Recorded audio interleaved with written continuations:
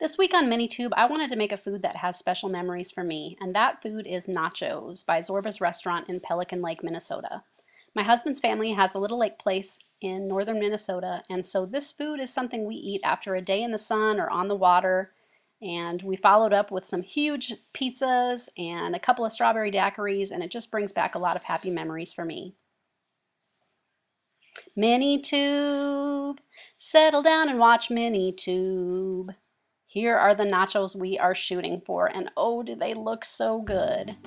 Today, in less than 12 minutes, I'm going to show you how to make tortilla chips, ground beef, cooked chicken, black olives, jalapeños, purple onions, cilantro, refried beans, melted cheese, chopped tomatoes, sour cream, a metal dish, 2 servings of salsa, and a beat-up tabletop. I also have some cute little paper towels that I made based on another video that I found on YouTube. We're going to get through a lot in the next 12 minutes. Let's go. I'm going to start with a roll of polymer clay with just kind of a corn tortilla color, but I want it to have those black flecks like you see in real rustic looking corn chips like they have at Zorba's. And so I'm rolling out a real thin strip of just kind of a gray brown clay that I'm going to bake and chop up later. I'm making black olives here. These are pretty easy. A little black dot, another little black dot, and poke a hole through it so it looks chopped up, and just keep going until you've got a whole bunch of black olives. After you're done with these, you can just bake them for 15 minutes. I'm making tomatoes now, and I wanted them to look chopped up, so I have a lighter red up for the inside and a darker red for the outside. It's really sticky in Mississippi here today, and so I'm having trouble with some of the polymer clay, but I'm gonna bake these little strips in the oven and cut them up later.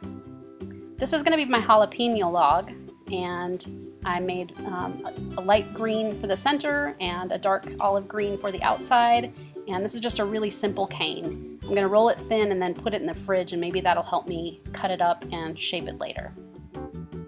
This is going to be cooked chicken, so I started with kind of a flesh color for the inside, and then I'm going to put some chalk on the outside to make it look like it's been cooked. And it's really kind of fun to paint polymer clay with chalks like this, and you really get a really cool result.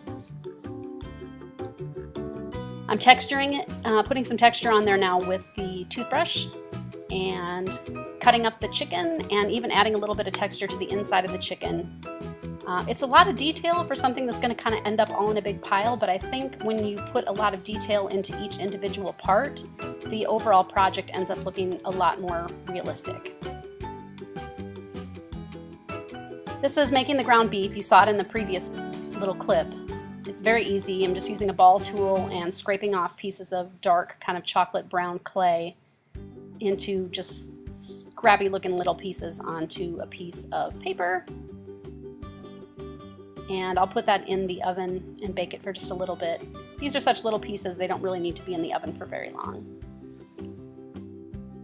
Here's my little jalapeno log, and it's still kind of sticky, but I'm just adding a little texture to the inside of each piece and trying to keep them as round as I can.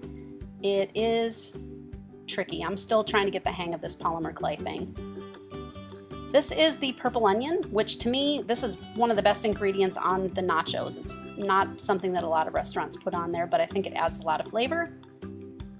I'm making this just like I did the little tomato slices, and I'm gonna put this in the oven as little strips as well, and then cut it after it's baked. That makes it a lot easier to handle than to try to cut it into tiny pieces while it's still sticky. Okay, these are the beans.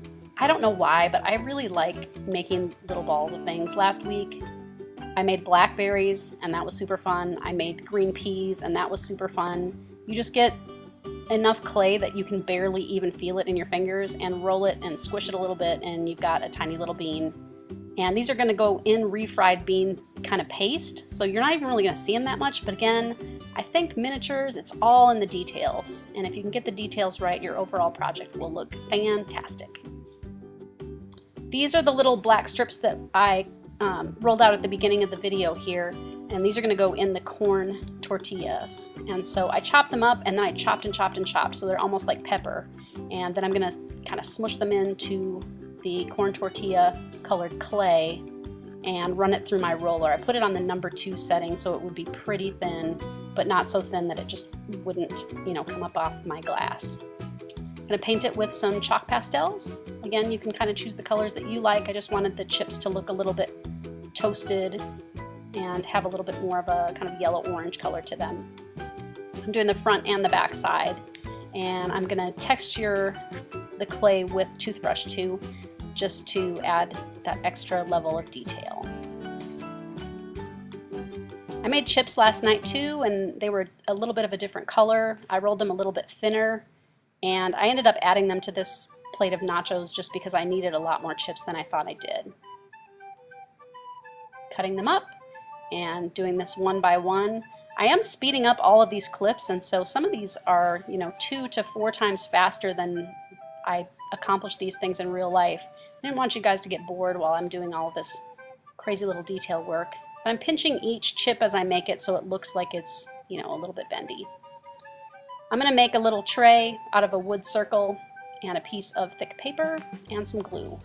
And then I'm painting it with metallic alcohol ink, silver. And this is kind of, Zorba's serves their nachos on these big aluminum pans. I'm making the cilantro now. This is an alcohol ink marker that my husband got me for my birthday, which is really cool.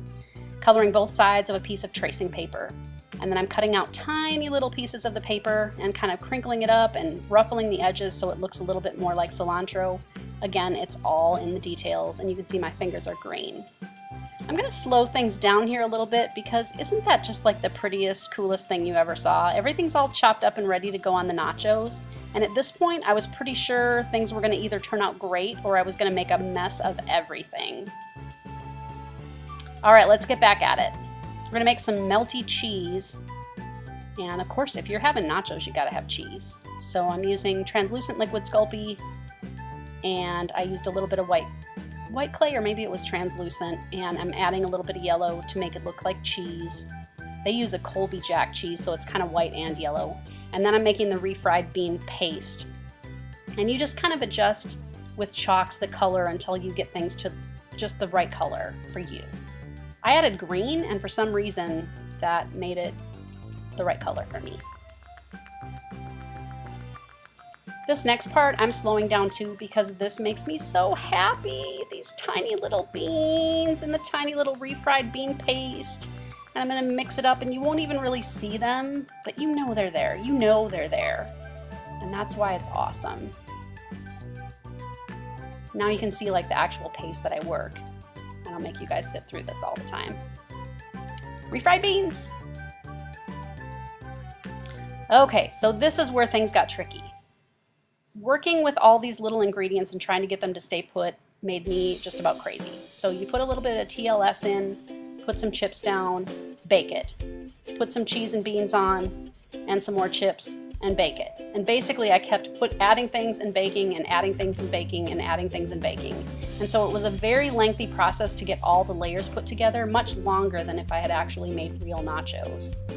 But I wanted it to look really nice. To keep the individual ingredients in place, I did mix each of them with a little bit of translucent liquid Sculpting, and I actually placed a lot of these ingredients one by one with a tweezers, which must mean I'm some kind of crazy.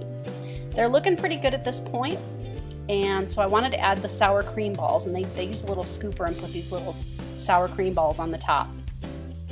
And originally I thought that I just was going to put them on and they were just going to be little balls, but then I wanted them to look like they had kind of started to melt a little and that they were a little bit runnier. So I used some translucent liquid Sculpting and some white chalk and some white polymer clay. And I made just kind of a goopy liquid. And then I am going to actually roll the little balls around in it, which makes them look a little less, ball-like. They look a little bit more kind of sloppy. And I'm just adding some around. Remember, food oftentimes looks pretty messy, and so if things kind of settle somewhere, just let them be there. The jalapeños I'm adding one by one with a little bit of TLS. Sometimes you just gotta have things go in the right places. I did, after everything had been baked and was dry, put a glossy glaze on parts of it. Now I'm making little tiny bowls for salsa, which is always along with the nachos. They put it on the side rather than dump it over the top. So again, I've got my TLS and a little bit of red clay, and you can see I've got some of my purple onions and my red tomatoes there to add to it to make it look extra real. I did put some orange pastel in with it too, just to make it a little bit more the right color that I'm looking for. So I'm loading up the little bowls, and those have been baked already. This again will go in the oven. Here's the part where I dropped something in the oven, burned my hand, and scorched the oven mitt.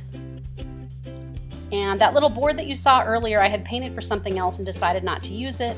At Zorba's, people write on the tables, and the tables are really banged up just from years of use. It makes it a very comfortable restaurant to be in. You can write your name on something and come back and check for it later.